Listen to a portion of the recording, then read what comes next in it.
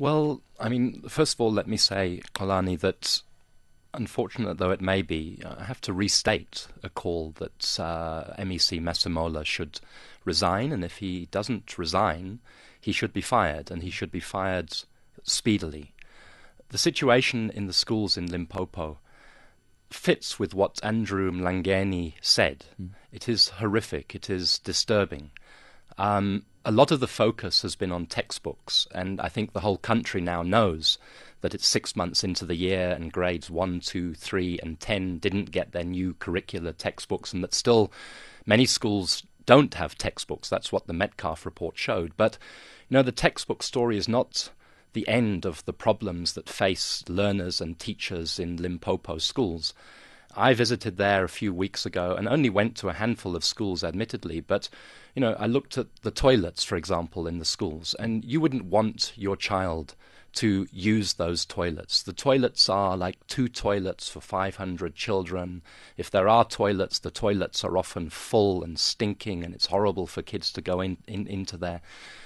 So there's issues of toilets. If you talk to the teachers and the principals, they'll tell you that for the last year they haven't received what's known as the norms and standards budget for their schools. So they're having to take money out of their own pockets to buy chalk and to buy cleaning materials and to buy photocopy paper.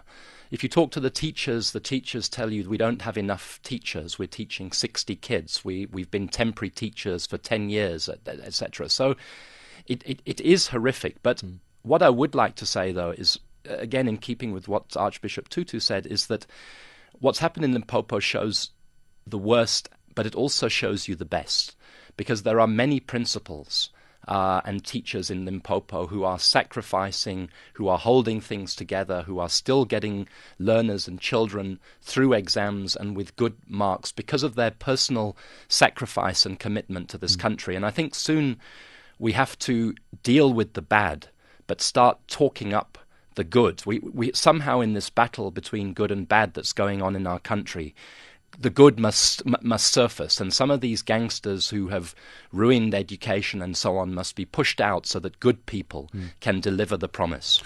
Mr. Khomo, let me go to you then. Firstly, ask you whether, as the department, do you take responsibility for the mess that is out there that everyone knows about? No, thanks, Kolani. The issue of the delivery of textbook, I think we have a history around that. We had this is the third administrator in the province, and we have been under Section 101B since the 5th of December 2011, and therefore the responsibility of ordering this batch of books and delivering them rested with the powers that be in terms of the Section 101B. Okay, just clarify for us, who are the powers that be? I'm just saying in terms of Section 100B, we are under administration, and therefore we have an administrator in the province. All right, but let me be clear. You say that the responsibility for the issue of textbooks at the moment rests with the national minister. That is what we are saying. But the history around this particular textbook is that we have in several instances said last year around March, April, when the MEC delivered his budget speech, indicated that the issue of the textbooks and money around certain tasks would be compromised in terms of dealing with the budget for employee remuneration. And since then, we have been communicating both with the provincial treasury. We have communicated with the National Department of Education, indicating what might be the case as we move towards the December. Again, I'm going to try and ask you to just differentiate issues for us. Decipher issues so that we are able to follow you. One, the textbook issue resides with the national minister. So if there's anyone to be fired, it should be the national minister. Is that what you say? No, I'm saying the professor's report was based on where were the books on the 27th of June this year. And the processes of delivering those books and ordering those particular books, which were to be at the schools on the 27th of June, rested with the National Department of Education in terms of the administration. In as far as that is concerned, do you take absolutely no responsibility as the provincial government? I'm not saying we're not taking responsibility. I'm just saying that our responsibility was on the ordering of books last year. And you didn't. By the September. And you didn't. That is a factual matter now. So you didn't order the books when you were supposed to? Correct. But why then are you saying you're not responsible? No. There are two matters on the table. There is this matter which was Professor Mary McCullough was dealing with on the why books were not delivered on that day, and the ordering of books after we have been put under administration. You see, now after we've been put under administration, the processes of delivering, procuring, and all other matters around books did not rest with us. That is what we are saying. All right. Maybe Mark understands the issues. Well, I think first thing I'd say is that, again, unfortunately, Mr. Khomo is misleading you and misleading listeners, because the story isn't quite what he pretends that it is. The problem with the delivery of textbooks actually doesn't start in December of this year. There's been an ongoing problem of delivery of textbooks. I mean, Professor Metcalf found still boxes of textbooks in warehouses that should have been delivered to schools last year. She found in a sample of 400 schools that 8% of schools reported not having received textbooks at all in recent years. And the issue of the current textbooks for the 2012 year actually begins in the middle, well, probably 2 years ago, with the tender that was awarded to EduSolutions against the advice of the then acting chief financial officer in the department. And then it links to the mismanagement of the budget, so that MEC Masemola could claim in the middle of last year that they'd spent all the money and there was no money to procure textbooks for this year. Now, how can an education department that has a budget this year of 22 billion rand and whose core function has to be to put textbooks on learners' desks so that they can study and so that they can achieve, say, we've run out of money, there's no money for textbooks. So where did that 22 billion rand actually go to? You know, that is one of the questions that has to be asked. Now, I know the answers to that, but perhaps Mr. Khomo might enlighten us as well. But the other thing is, it's not good enough to say national blames province, province blames national.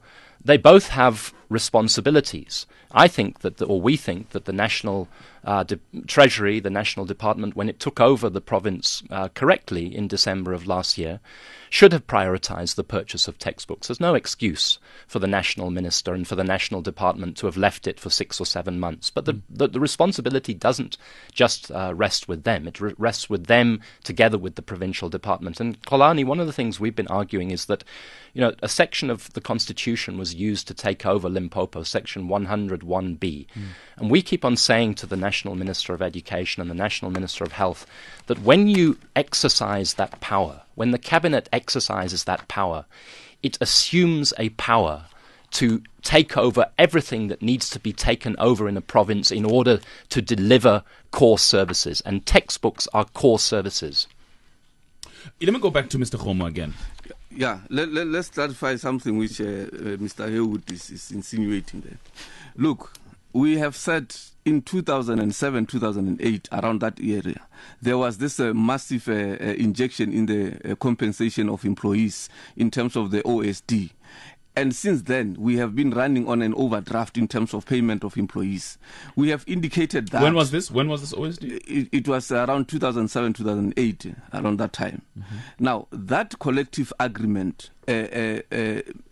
put into the pockets of educators a certain amount of money, which then made our budget to go overdraft. And we have been on overdraft then until in 2010, 2011, the budget, the Treasury said we cannot continue with this overdraft. We have to budget for fully for the compensation of employees. But we have noted then that this would therefore lead in the cutting of certain programs in the department, and we couldn't risk the issue of the under budgeting of employees, which could even have led to industrial actions and so on. And we continued hoping that the Treasury will come to the rescue and make sure that this amount is there for budget for books. So therefore, so you cut down on books. instead? Books and all other several issues which are priorities in the department. What are other several issues? Others are the issue of the infrastructure, like you have indicated. Our province is rural. Our province has a 20-year backlog in terms of infrastructure. But OSD, you see, what I don't understand, and this has come up, OSD was a national issue. Correct. Now, OSD affected all provinces. Why did OSD affect books in Limpopo only? No, we have said that in Limpopo, apparently money was not injected for OSD, which something... Money was not... Well, that issue was raised in other provinces as well. No, I'm saying it's a matter which within our province is something which we have said to the national department. You will claim that you have put money for your OSD in Limpopo, but we cannot locate that money. Oh, okay. Hence So you couldn't locate the money in Limpopo. The money went missing somewhere in Limpopo. You know what? I've already got Zwelinzima Vavi on the line. Perhaps I should just get his quick view, because I want to go back to the issue of Edu Solutions and their role in all of this, Mr. Pethumo, as you understand it. But let me hear from Mr. Vavi first. Mr. Vavi, you spoke about this matter yesterday. You were saying that it's probably because children of the people that are administrators, the officials, don't go to these schools. If they went to these schools, they would understand exactly what's going on. Exactly, and they would have done something about this crisis long time ago, and that includes myself and all the leadership, the top leadership of the trade unions, the top leadership of the civil society, the leadership of the government, and possibly some of the educators themselves. If their own kids were to go through what the kids have to contend with for 6 months, something drastic would have been done long time ago. And the fact that that gentleman there, Pethumo, is sent there to come and defend the completely indefensible, and the fact that nobody have taken responsibility, and by showing that they care by resigning, exactly shows that perhaps the victims will not be the high class in society who, when they speak, everybody listens. The victims are the most marginalized in our society. They come from the rural areas. They're coming from the poorest province. They're coming from a province completely ravaged by corruption. And because others who have done worse things than that are still enjoying their life of top class, and why should this go? And that's a basic mentality change that we have been asking that it must change. So we're insisting, Perpetua, that the MEC, and we don't care about his track record in struggle, but has to take responsibility, must resign. The Premier must take responsibility, must resign or be fired. The Minister of Basic Education must answer serious questions. For example, why, when they have intervened through Section 101B in December last year, but then in June, July, they will then claim that they don't know that books have not been delivered. The president must ask questions from her, and if she can't answer those questions to the satisfaction of the president, she should be shown the door as well.